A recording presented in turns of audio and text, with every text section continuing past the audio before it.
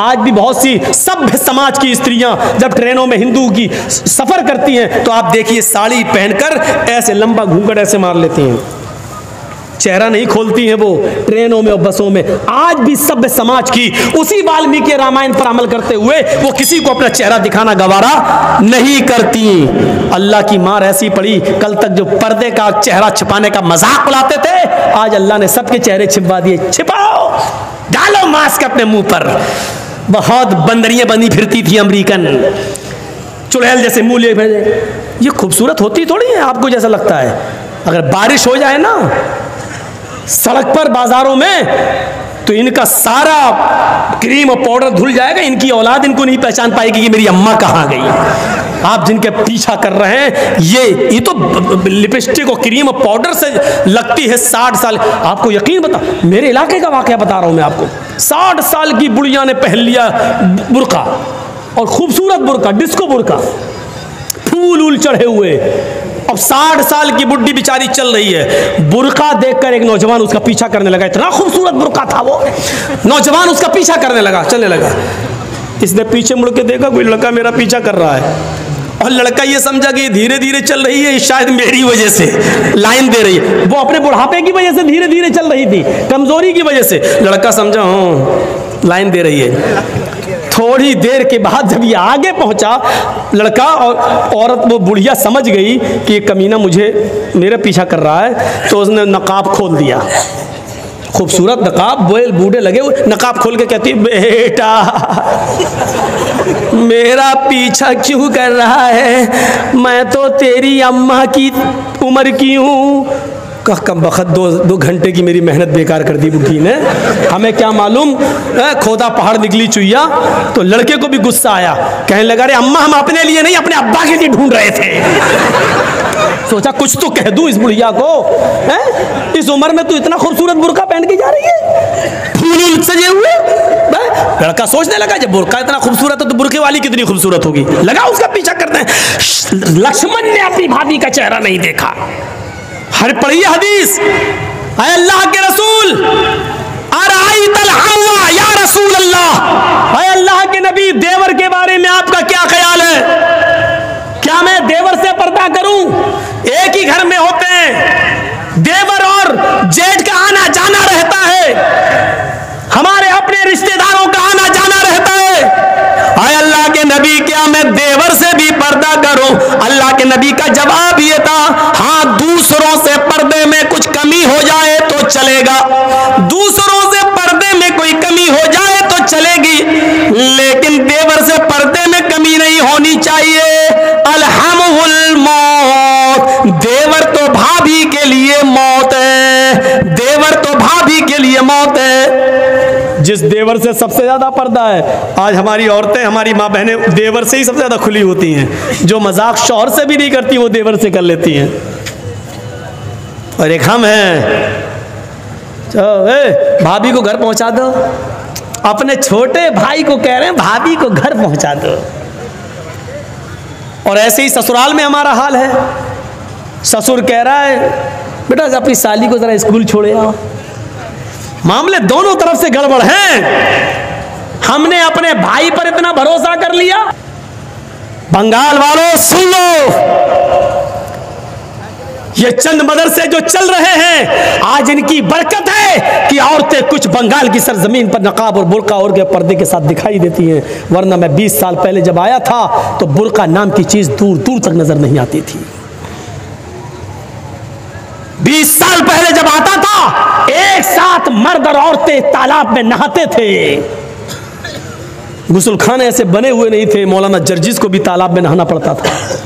वो दिन हमने भी देखे बंगाल की सरजमीन पर। और कलियाचक के इलाके में मौलवी साहब गुसलखाना बाथरूम नहीं बना, चले कहाँ नहाए, हम लोग तो तालाब में नहाते हैं, हम लोग भी नहा रहे हैं। हमारे लिए इतना होता था कि उस कोने पे तुम नहा लो, इस कोने पे औरतें नहा रही। ये चंद मदरसों की बरकतें हैं आज जो थोड़ा बहुत पर्दा दिखाई दे रहा है, लेकिन मजीद अभी पर्दे की जरूरत है, मजीद पर्दे की जरूरत है। हजरत फातिमा जैसा पर्दा के इंतकाल के वक्त अपने शौहर से कह रही हैं, अली जब मेरा इंतकाल हो जाए तो मुझे दिन के उजाले में नहीं, रात की तारीकी में और रात के अंधेरे में दफन करने के लिए ले जाना। पूछा, फातिमा ऐसा क्यों कह रही हो? कहा, अली मैं नहीं चाहती हूं कि जब मेरा जनाजा निकले तो दिन के उजाले में निकले और मेरे कफन पर गैर मर्द की नजर पड़े। मैं चाहती हूं कि मेरा जनाजा रात के अंधेरे में निकले और मेरे मुर्दा जिस्म पर पड़े हुए कफन पर भी किसी गैर मर्द की नजर न पड़े। ये पर्दा जो हिंदू धर्म के अंदर है वो इस्लाम के अंदर भी है। मेरे प्यारे साथियों, ये समानताएं हैं। और जहां तक मरने के बाद दोबारा जन्म, ये तो हिंदू धर्म में बहुत बाद में आया है। मरने के बाद इंसान ने अच्छे कर्म किए होंगे तो ऋषि मुनि बनेगा, इंसान बनेगा, और बुरे कर्म किए होंगे तो कुत्ता, बिल्ली, चूहा, बंदर, छछूंदर, यही सब बना दिया जाएगा। ये बहुत बाद में आया है, वरना ऋग्वेद का मंत्र तो यह है, मृत्यु जन्मम मृत्यु पश्चातम द्वितीय जन्मम भवति, ने तृतीय ने चतुर्थ ने पंच ने षष्ठ ने सप्त ने अष्ट ने नवम ने दशंका। मरने के बाद तुम्हारा दूसरा एक जन्म होगा, मरने के बाद तुम्हें दोबारा उठाया जाएगा। तुम्हारा तीसरा जन्म नहीं होगा, चौथा नहीं होगा, पांचवा नहीं, छठा नहीं, सातवां नहीं, आठवां नहीं, नवा नहीं, दसवां नहीं, यानी मरने के बाद तुम्हारा एक दूसरा ही जन्म होगा। मनुष्य बनकर तुम उठाए जाओगे, इंसान ही बनकर तुम उठोगे। मरने के बाद कुत्ता, बिल्ली, चूहा, बंदर नहीं बनना है। कहीं देखा है आपने? अकल क्या कहती है? गेहूं का दाना जमीन में डालो तो क्या पैदा होगा? कभी देखा गेहूं से चावल पैदा हुआ हो? गेहूं डालोगे गेहूं पैदा होगा। आम की गुठली जमीन में डालोगे तो आम ही लगेगा। तरबूज डालोगे, वाटर लेमन, तो आप क्या समझते हैं क्या पैदा होगा? तरबूज का बीज डालोगे तो तरबूज ही पैदा होगा। लेमू का बीज डालोगे तो लेमू पैदा होगा। ये अकल भी कहती है कि मरने के बाद इंसान को जब तुम जमीन में दफन करोगे तो उससे इंसान ही निकलेगा, न कि कुत्ता, बिल्ली, चूहा, बंदर। इसको अकल भी तस्लीम नहीं करती है। मेरे प्यारे साथियों, चाहो जलाओ चाहो दफनाओ, मरने के बाद एक दूसरा ही जन्म इंसान होगा। इसी को कुरान ने भी कहा है, अयहसब इंसान सुदा अलम यकुन नुतफतम मिन मनी युमना सुम्मा काना अलकतन फखलक फसव्वा फजअल मिनहु ज़ौजैन अज़्ज़कर वल उन्सा अलैसा ज़ालिका बिक़ादिरिन अला अन युह्यियल मौता। ऐ इंसान, क्या तू ये समझता है कि तुझे बगैर हिसाब व किताब के यूं ही छोड़ दिया जाएगा? नहीं नहीं।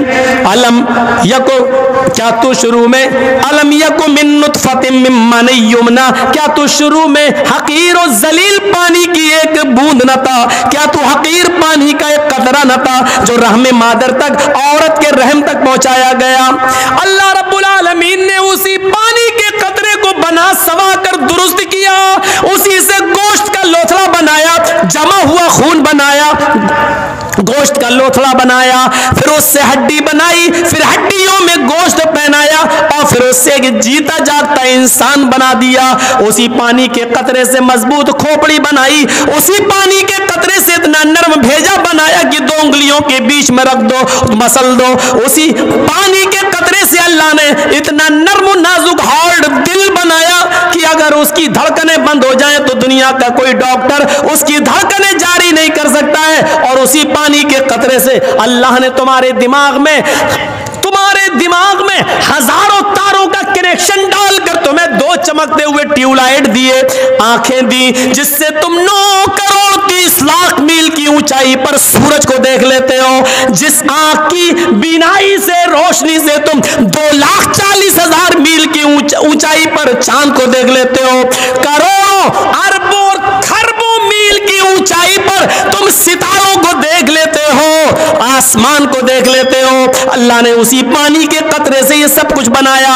ओ मेरे बंदो, जब मैं ये सब कुछ तुम्हारी मां के पेट में बना सकता हूं और तुम्हें बनाकर बाहर ला सकता हूं, फजअल मिनहु ज़ौजैन अज़्ज़कर वल उन्सा, लड़का और लड़की भी बना सकता हूं, मर्द औरत भी बना सकता हूं, नर और मादा भी बना सकता हूं, तो फिर तुम ही बताओ, क्या तुम्हारे मरने के बाद, क्या वो अल्लाह इस बात पर कादिर नहीं है कि तुम्हें मरने के बाद दोबारा जीवित कर दे? क्या वो अल्लाह इस बात पर कादिर नहीं है कि इंसानों तुम्हें मरने के बाद वो दोबारा उठाए, अरे तुम्हारी हड्डियों को वो दोबारा जमा कर दे, क्या वो इस बात पर कादिर नहीं है? अयहसबुल इंसानु अल्लन नजमा इज़ामा बला कादिरीना अला अन नुसव्विया बनाना। इंसान ये समझता है कि हम उसकी हड्डियों को जमा नहीं कर पाएंगे, हम उसकी हड्डियों को एकत्रित नहीं कर पाएंगे, जमा नहीं कर सकेंगे। अरे हड्डियां तो छोड़, है इंसान, बला कादिरीना अला नुसव्विया बनाना, हम तो तेरी उंगलियों के पोर तक को बनाने पे कादिर है। ये उंगलियों के पोर जानते हो कितना ताकतवर होता है? आपने रखा मशीन पर, फौरन बता दिया आपका नाम क्या है, फिंगरप्रिंट। आज आधार कार्ड बनता है ना तो फिंगरप्रिंट लिए जाते हैं, पासपोर्ट बनता है फिंगरप्रिंट। आप मौलाना जर्जीस के नाम से पासपोर्ट है आपका, आप जमील अहमद, अशफाक अहमद, मोहम्मद अजहरुद्दीन, इस नाम से आप नहीं भाग सकते हो। अगर आपने फर्जी पासपोर्ट बना लिया तो दुबई में पकड़े जाओगे, सऊदीया में पकड़े जाओगे, अमेरिका में पकड़े जाओगे। जैसे ही वहां फिंगरप्रिंट लिया गया, उंगली रखी फौरन, अरे इरशाद अहमद के नाम से, अच्छा जमील अहमद के नाम, नहीं ये तो मोहम्मद जर्जीस के नाम से, फौरन इंडिया गवर्नमेंट के हवाले कर दिया जाएगा। नहीं भाग सकते। जब तुम एक उंगली के निशान से इंडिया छोड़कर दुनिया के दूसरे मुल्क में नहीं जा सकते हो तो क्या अल्लाह रब्बुल आलमीन तुम्हें छोड़ देगा?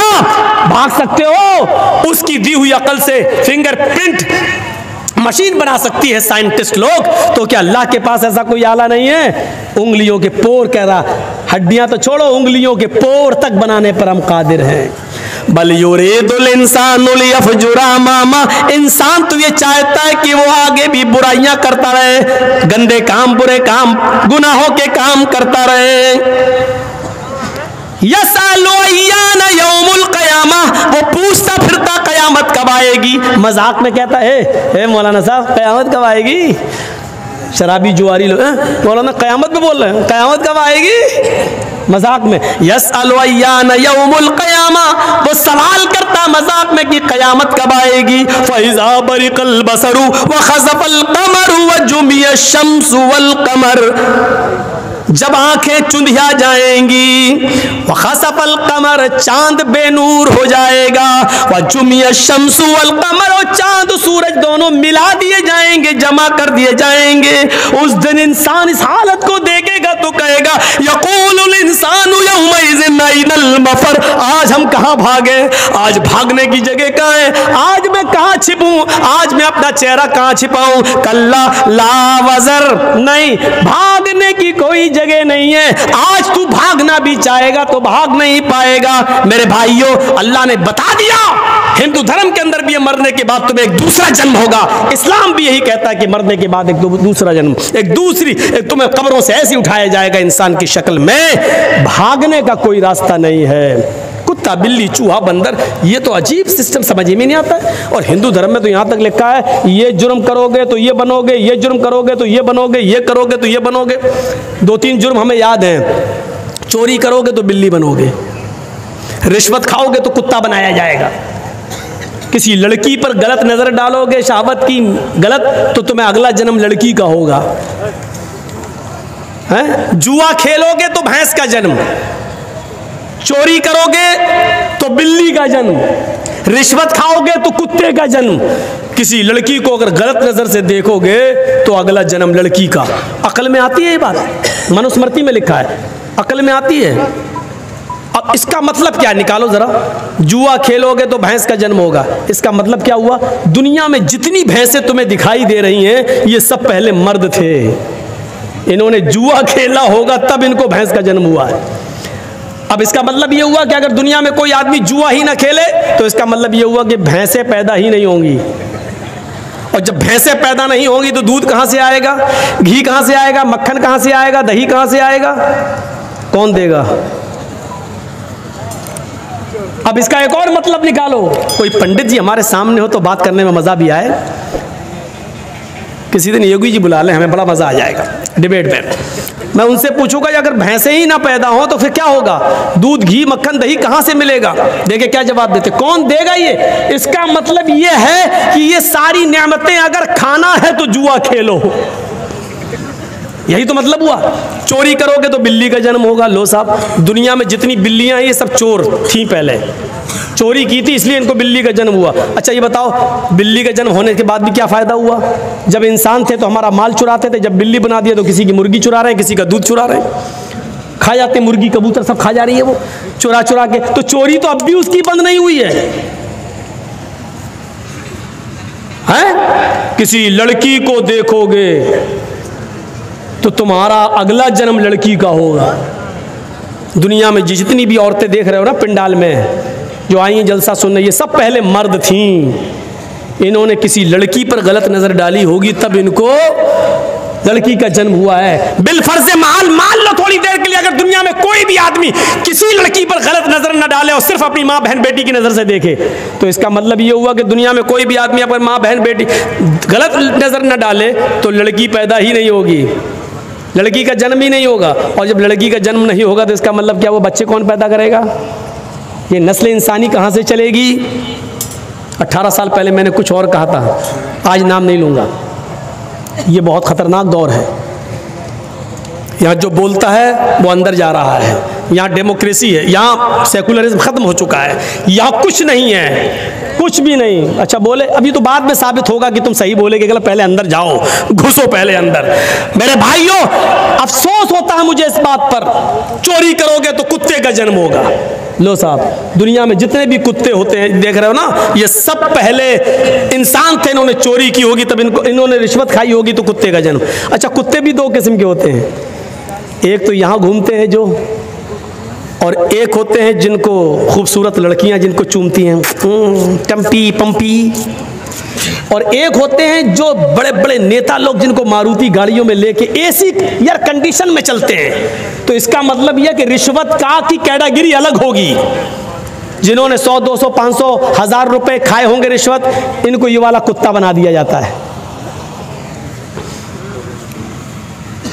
थोड़ी सी और बड़ी रिश्वत होगी, 1,00,000 2 लाख की, उनको वो लड़कियां जिनको खाना ना खिलाती हैं अपने घर में, चंपी टम्पी पंपी।